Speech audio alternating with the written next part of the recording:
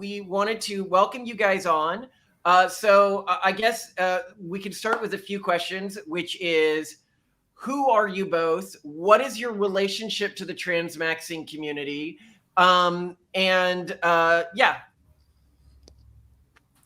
So I was the one who started this Transmaxxing movement. And it started a while back. At first it was just me, like casually, like messaging some incels about it and like discussing with them like why they didn't want to transition, and because I heard about this person called Reiko 3333. So this got me like intrigued into like maybe this could be like a solution for males who don't make it. And then after that, after that, I like created a thread on my forum about it, but it still didn't get much traction. But then there was someone who suggested like making a forum specifically about Transmaxxing. And what I decided to do was instead to create a subreddit about it. Mm-hmm. And what about you, Val? Here you go. I kind of joined much more recently, but it kind of very much stuck to me and like resonated with me, and so then like I took it on me to like try to improve the group, and now like I'm pretty much the goddess empress in there, and like everyone loves me. Brilliant. So I can give sort of my outside summary of what the Transmaxxing movement is, and then you guys can tell me what I'm getting wrong, or do a quick summary for listeners who haven't seen our other episode where we discuss it. But the idea is essentially that in society today, that for some men, it is probably easier, or that they will have an easier life if they transition to women outside of anything tied to gender identity or anything like that. I think, you know, a quote from the manifesto would be, so this is sort of a success story that they're going over here, where somebody's saying, before all this, I 100% completely identified as a man's type of internal mindset, very heterosexual, and gay stuff just did nothing for me. It was only out of desperation and having the right features that I attempted gender transition. By right features, I mean I was 5'8" starting out and 2.7 inches erect penis, plus all of my facial features are feminine, and I was pretty cute even as a guy, with 4 inches to my height, and I'm gonna not use curse words, I'll probably edit that out. I could have been a normie or even a Chad Light. And so the idea is who this is attracting is people who otherwise might be drawn to the MGTOW community or the incel community. Is that an accurate representation? I mean, originally, the like idea with Transmaxxing was to create a solution for the issue of excess males in society, and males who are like failed. Gradually, over time, it became more of a general community for male to female individuals, and also other people are just curious about like controversial topics. So it kind of shifted focus like from my original idea. And there are also some issues with that concept too, which made me more skeptical about that particular thing. And the issue is that, let's say you're a failed male who like completely failed as a male in society, no hope for the future. Most of these people will not be able to pass as a female in society, because by the point it becomes clear to someone. So one thing that I was thinking about as I was going through the manifesto, especially like the beauty tips, I was like, oh my God, I'm really bad at being a woman. And, you know, a conversation that I've had with several female friends who, you know, I respect. I think, you know, I don't think any of us are by any means like pathetic females, but like we've talked about, like, I don't know how we will be able to compete with many trans women. Like they're better at being women, they're better at styling, like they put more time into like being attractive, being thoughtful, like, and honestly, like I think many of them enjoy being female more than many women do. And I wonder if in the future, and especially if the Transmaxxing community, the forum, like the Discord, anywhere where if there's ever been any discussion on like, how will we deal with resentment or animosity from cis females? I'm very curious because I'm seeing it on my end. It's like, oh God, like how will we compete? Yeah, the thing is there are multiple ways to handle it. For one, like even if let's say your boyfriend want to have like a trans female girlfriend, like she will not be able to get pregnant by him anyway. So like you still have this dynamics of people born female being able to get pregnant. So they have a sort of different reproductive role anyway, because trans females can only impregnate females. It's sort of a different situation. So not really competition for you. And also, like, if I look at your face and your feature, I can tell that you have a lot of potential to, like, look more conventionally attractive if you want that. Not that you need to because you already have a boyfriend. There you go. That's interesting. Yeah, it's also, though, interesting that, like, many of the women that I'm thinking about who I've had these conversations with don't want to be pregnant. So, like, the kind of one big competitive advantage that they have is not one that they would choose to leverage. Like, I'm sure if they could use artificial wombs, they might, or they don't want kids at all, which is interesting. Yeah, I don't know. I do.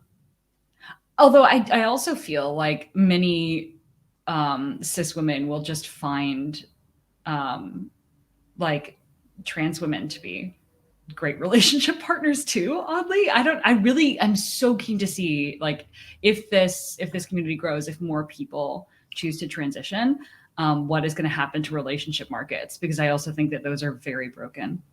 But well, yeah, thank you. That was interesting. I also think one thing to remember is that sometimes a movement can sound great in theory and for whatever reason not work. One of the things that we were talking about, I was talking with Simone about yesterday was, you know, we hear all of these women being like, oh, I just want to have kids without a man and just shack up with another woman, you know, like even if I'm not gay, and raise kids together. And yet the number of women who actually do this is vanishingly small. Like the number of women who say they want to do this, I'd say it's like really high, at least to the women I know who live in cities. But the number of women, single women who live in cities, over 30, let's say. But the number of women who've actually executed on it, I'm wondering if you're seeing that in your community where people dabble in the community and they leave, or is it more like people get invested in the community and they are just, it really clicks with members of the community? As I said earlier, like the original idea didn't really take off that much. The notion that we're going to like solving certain problems by like having people transition. Like sure, at first in theory it sounded great, but then they run into the issue with like the people who can have it like great transitions are usually between 13 and 17. And after that, it's like a downhill. Some people can pass later, like Corvallis, for example, but there are like the issue is that like at between 13 and 17, plenty of people don't get laid, but then later on they are able to like get married and have children. So you have to like decide from a young age if they're going to transition, and this really limits the pool of people who can like transition well without dysphoria. And sure, if you have like gender dysphoria and other issues that drives you might benefit from later transition. But then you might need to have body surgeries, you have to do voice training. So it's going to be a lot more difficult transitions. It's not really worth it if you just want to get like a girlfriend or something. Yeah. One thing I wanted to ask about is at the very beginning of the manifesto, like there's, you know, a bunch of basic steps, but like a ton of the basic steps are anime recommendations. And I popped into the Discord this morning, anime recommendations, like discussion of anime. I thought that was really interesting because it's not what I think a typical outsider would expect when looking at like the Transmaxxing manifesto, like anime, why? can either of you elaborate on the role that I mean, Val, I'm really curious, like, are you an anime fan? Like, and were you an anime fan pre or post getting looped into this community? Oh, and I have an additional question I want to add to this line of questioning, which is one of the things that's constantly commented on is anime avatars in the trans community more generally, which is different from the Transmaxxing community. I mean, now they're maybe more aligned than they used to be, but I'd also love to hear how does the role anime play in your community that different from the role it plays in the more traditionalist trans community, and what role does it play in that community? I can first answer like my experience with anime. And I did watch more anime before than I do now, because like early on when you're new to anime, you find all these amazing anime series with many episodes, but then eventually it dries up and it becomes harder and harder to find something worth watching. But I personally very much enjoy this gender bender anime when it's male to female. And there isn't actually too many good anime about that concept that is well executed. The best one is probably Kishimashi Girl Meets Girl. And did you want to? We have something in the comments here, but did you want to say anything? Okay, so I wanted to say that yeah, I enjoy anime a lot. I like the anime girl aesthetics and stuff. So I think that's something that like ties me in and like interests me. And then I do think that's a big thing that like trans women do as well, is they like using like anime avatars to like try to reflect who they want to be. And yeah, here's an interesting way to put this. Like if I'm thinking about this internally, is that if you look at things that use, IRL women, this is an IRL woman's representation of how she wants to, reflect on the world. Whereas anime is a completely idealized iteration of femininity that is not based on any priors. It's sort of a first principles built iteration of femininity that anyone can inhabit within an online context. So it both is purer in terms of not being tainted with any sort of real world identity of somebody. Because I mean, imagine if you're a trans person and you're using an image of a real woman or something like that. Like that's somebody else's real identity. Whereas in anime, there isn't this same sort of inhabited identity taint to the characters. Val, did you watch a lot of anime before you got into the community? I watched it a little bit. I did enjoy it, and like I think I saw like a lot more anime memes than I like watched it, but that's just because I was like a little busy with life and like doing schooling and stuff. And did you find that like any like sort of gender play anime episodes that you watched were like, I guess, inspirational to you, or did they change the way that you looked at transition, or were they more just like sort of fun, like, oh, this is kind of an experience I can relate to? I think it's a little bit different now, but like as a kid, it always did make me feel a little bit different, and like something did resonate inside me. Yeah, I'm trying to like. I read a lot of manga as a teen, and like I really loved. There were a bunch of manga that I read, but they were for female audiences, and they were transitioning to like a male. And like I don't know, I think this is like I really enjoyed them too, but they didn't make me want to like transition. So I'm like trying to figure out sort of what the role of these play. Well, I think they play a role of being able to mentally live through the fantasy to see, because I think for a lot of this stuff, it can be hard to imagine if you're using real world scenarios or real world shows, what a transition might be like, because it's just not something that's presented a lot in a way that a person can put themselves in the shoes of the character. Whereas in anime, it's a very easy and not a particularly controversial thing to do with anime. Like if you had a real show about a gender transition, right? Like with IRL actors, that would be like the only thing people would talk about the show. You have a character change genders in anime, that's just like it's just cute. It's just fun. Which is why I think you see gender swap episodes and stuff like that, even in Western cartoons. Hey, Malcolm, you cool with me asking another question? Changing the subject again? I have so many things I want to jump change around. the subject, yeah. Okay, Val, as someone who's really involved in the community and like really in touch with people within it, what would you say are the most contentious internal issues? Like things that people, bicker about a lot?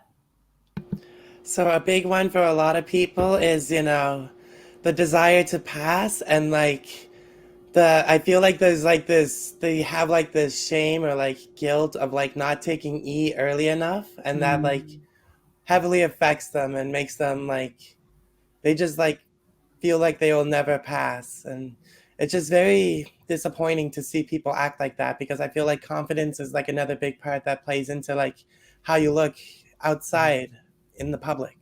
Totally. That's interesting.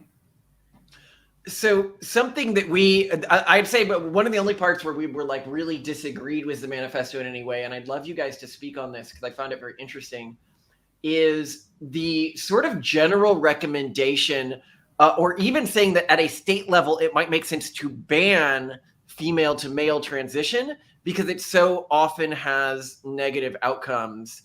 Both on the societal level and on the individual level. Yeah, I'm wondering if you guys could speak on, is that still like a mainstream position within the movement, or has that changed? And what are your guys' thoughts on the male to female gender transition side of things? Yeah, I can talk about my motivations for opposing it.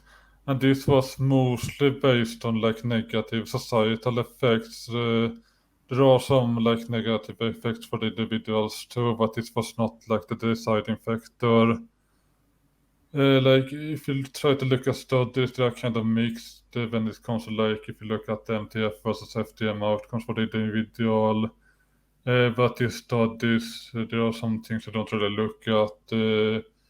There is one study, for example, where it found that like when you asked the participants, like both result reported that they benefited from it. But then when the clinician evaluated the transitions, the clinician were actually a lot more like critical about it and not as positive. But then there was only statistically significant benefit for MTF transition. But this was an older study and it was like a small sample size, so it's kind of hard to like draw too much conclusion from that. And also the clinician may have been wrong here. You could argue that maybe the patient knew better than the clinician who didn't actually experience it firsthand. I know for me, I'm a little biased being a trans woman, but I feel like a lot of it's like testosterone seems like it's more damaging and it's like harder to reverse. Because especially when you screw over your voice and like this isn't something you want, like it's hard to just go back to being a woman. Yeah. That's a good point. Well, and I think that the social factors at play here are really different. And I do, one of the things that I do appreciate about the manifesto so much, if it's just so based, like if you're talking based camp as a podcast, to have you guys on as a first guest is really fun because it is the most base camp thing that you could have. Maybe clarify too when it comes to FDM transition that I'm not like so much against necessarily females taking testosterone. I have bigger issue with FDM surgeries. I think they are very much problematic and not at all evidence-based. Actually, I'd love to dive in to the general stance against sexual reassignment surgery in the manifesto, which bottom surgery. Yes. Yeah, like so they getting promote a face vagina. surgery, they promote top surgery, but they're against bottom surgery. No. Top surgery is not encouraged. Oh, it isn't? Instead, natural breast growth is encouraged. Like natural breast tissue growth through. Yeah, can you guys supplementation with talk to estrogen. that? The thing is, this is also not as hardcore. I'm more convinced against bottom surgery than I am convinced against like breast implants. But I don't believe that breast implants is a good idea, at least not the ones I have read about.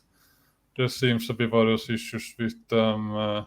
It's not the same as having like real breast and potential complications. But the thing is, I have not really been able to yet find the good data and studies on it. I only found what 2 people who went through it said.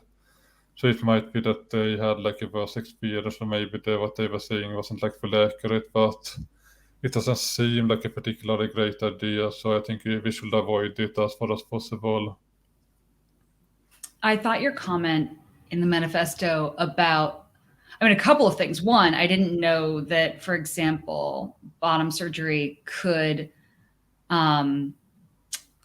compromise prostate-driven orgasm, which didn't, like. This is not something I heard from anyone. This is just logical reasoning that you insert in your vagina between the prostate and anus, then you're not going to get the orgasm because, or at least not as much, because there's going to be this thing in between it. Obviously, it's full of logically, but I've not heard anyone bring this up at all.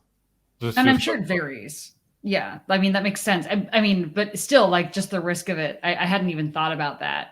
And I also thought it was really my favorite point of yours that you made was that you, as someone, like, basically it's very unusual for there to be a woman with a penis. And also there's a lot of people who are super into that. Like, and you can just tell if you look at hentai, they're like, you know, there's a lot of it. You can tell the population is pretty in favor of girl dick. And yet, like, there's so much interest in bottom surgery for trans women. I just find that really interesting. And also, when Malcolm and I should say really Malcolm, because Malcolm led all the research when we wrote The Pragmatist Guide to Sexuality and wrote the book. I just edited it. But a big finding that because what Malcolm did was separated out in the book interest in both primary and secondary sexual characteristics. So how aroused are you by a vagina? How aroused are you by breasts, by a penis, by like male body, etc. And we basically found in general that vaginas are very hit or miss in terms of arousing people. Penises for, you know, straight men, straight women, gay men, like everyone, like penises are a lot more like, you know, they're like the popular kid in school that everyone likes. And like vaginas are like the deep cut, like you love it or you hate it, which is really interesting. So it is, I just felt like the common sense of saying, keep the penis. If there could be complications is the point. I mean, I don't think that would be, and I think that what Simone is pointing there, I think it was something like 20% of cis straight men actually are not aroused or actively disgusted by the sight of a vagina, which is a funny and I think different way of looking at the transmaxing community you've taken here, which is just that it's seeing. Are you guys seeing Malcolm cut out? Malcolm, hold on. Stop for a second and start again, just because you cut out for a little. Okay, good. All right. So an interesting, different take that you could take on the transmaxing community, which I actually, when I have talked with some of my trans friends about the community, because publicly there is, I think, more friction between the traditionalist trans faction and the transmaxing faction in sort of the public discord. But the transmaxing community is about removing a lot of the gatekeeping associated with transition, where it's like, oh, this is hard. Oh, this isn't fully supported by science.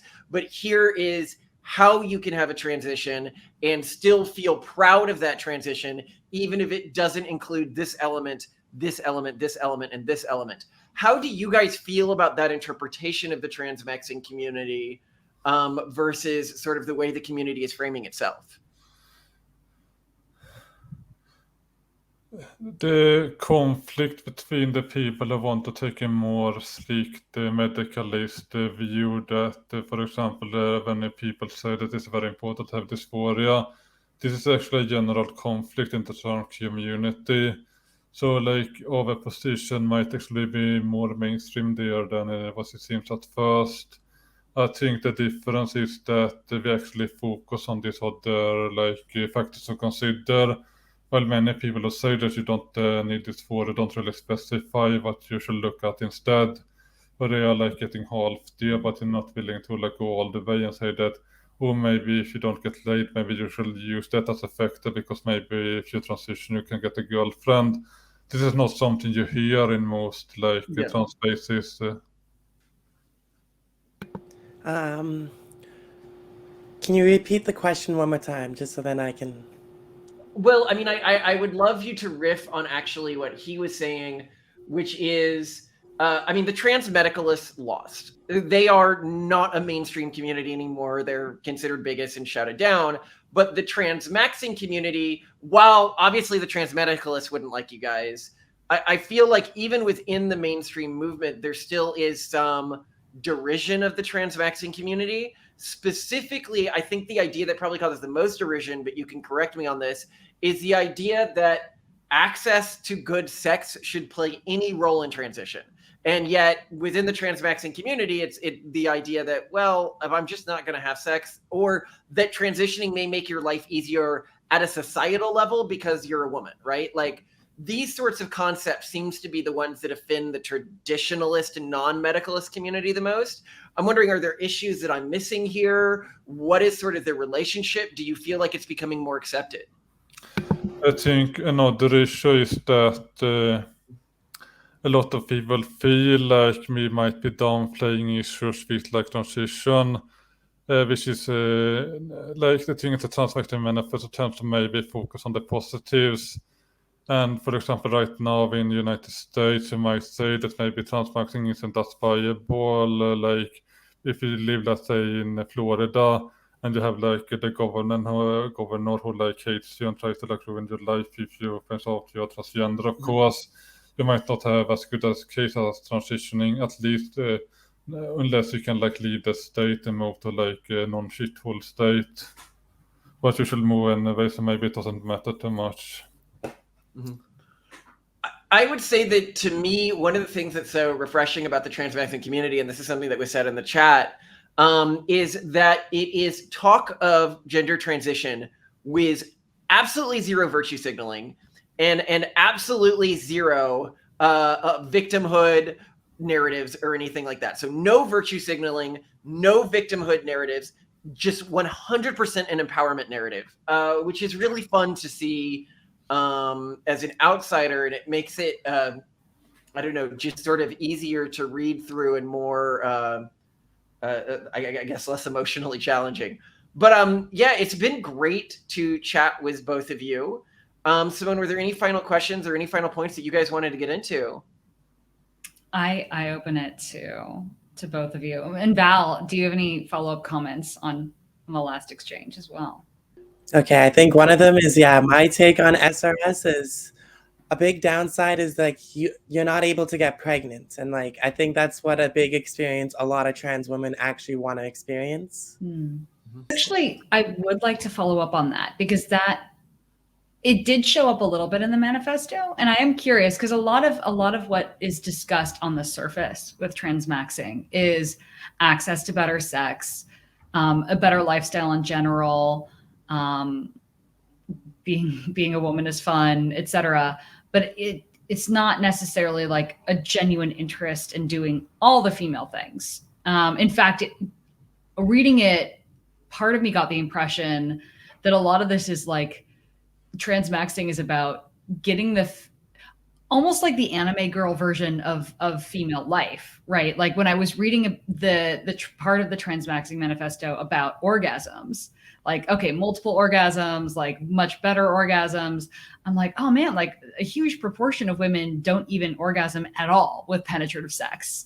And then here I'm reading the Transmaxxing manifesto and like, well, sex as a woman is way more fun than sex as a man. And I'm like, I don't know, like maybe sex as a transmaxed woman, but like, probably not as a cis woman. And I think that's really interesting. And so a lot of me started thinking, oh, okay, so transmaxing is about sex, but here you are saying there are people in the community who are pretty bummed about not being able to carry a baby. Breastfeeding is feasible maybe, but probably difficult, etc.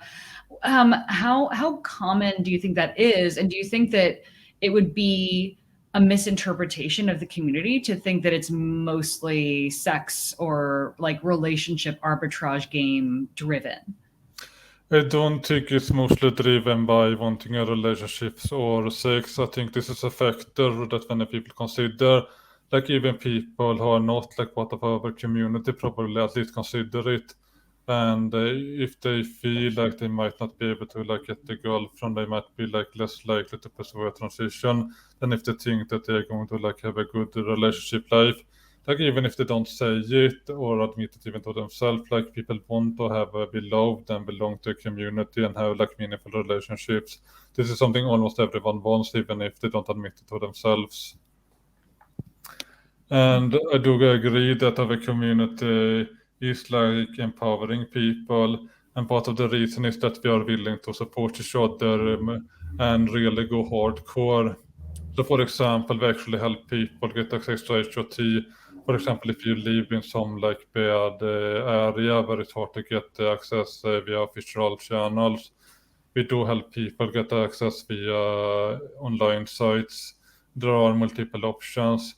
We also help people use the most effective and safe methods for HRT so they don't get unnecessary side effects. For example, anti-androgens tend to have like problematic side effects. And this doesn't happen maybe to everyone, but it's still something you want to avoid. So we try to like help people have as good as a transition as possible. So it's not just about like transitioning whatever, it's about transitioning as good as possible. And we always try to like look up the latest science to give as good as advice as we can. I deeply admire that. I deeply, one of the things that I love most about the community is sort of a renegade scientist part of it. You know, I think we're all going through a crisis of reality with trusted institutions, be they, you know, therapists or doctors, researchers, and it's really hard to know who to trust. And I really love that here you have a supportive community that's really questioning things from a first principle standpoint and saying, all right, you know what? We're not going to let anyone tell us what's optimal and what's not. We're going to find out what's optimal on our own, and we're going to support each other in finding the truth and building better lives for ourselves. I think that's so cool. And I hope that it's approached from the perspective of not what evidence supports a pre-existing ideology I have, but how can I look at evidence to maximize the quality of life of my community, which is a really different approach that I think we see on both the left and the right. Like, I might not agree with all of Transmaxxing's answers to things, but I do think that the community is genuinely interested in trying to find what the evidence really says and what the science really says, which I think is just so rare today, which is really, I don't know, I think fun. And Val, on the subject of top drivers well, specifically to the Transmaxxing community, so like not dysphoria driven transition. Would you say that there are any like dominant interests or drivers and sources of inspiration for people, especially who are super engaged? And have you seen any shifts over time in the primary drivers? Like early on when you joined, did you see more people interested in sex? And now later, now that you're more embedded in the community, you're seeing a shift to more people just interested in a better lifestyle or better mental health? Or have you found that the community's been more or less stable in its interests and actually just quite diverse, no single drive really standing out? Yeah, I think it's like a little bit different on everyone, but personally, when I've been here, I've been slowly trying to like help people with like all their like minor insecurities and problems, and you know, try to make them genuinely better people as the time goes on. But yeah, it's like everyone else has like their own like minor insecurities and problems in different places, so it's like you have to be like a little bit different when you're helping them out. And so I think we need to wrap up now. It's about 43 minutes, so we try to keep these to 30 minutes. All right. Well, we want to thank both of you so much for joining. Y'all are awesome. We love this community, and we'd love to have you back on at some point, dig into some more of these subjects. So keep us posted on inspiration that you get. Hopefully we'll get some comments with follow-up questions, and we can do this again. Yeah, no problem. I can do another episode, no problem. Awesome. Yeah, and thank you for having us on as well. Oh, this is so fun. Thank you again. And yeah, we'll hopefully see you very soon. Bye, guys.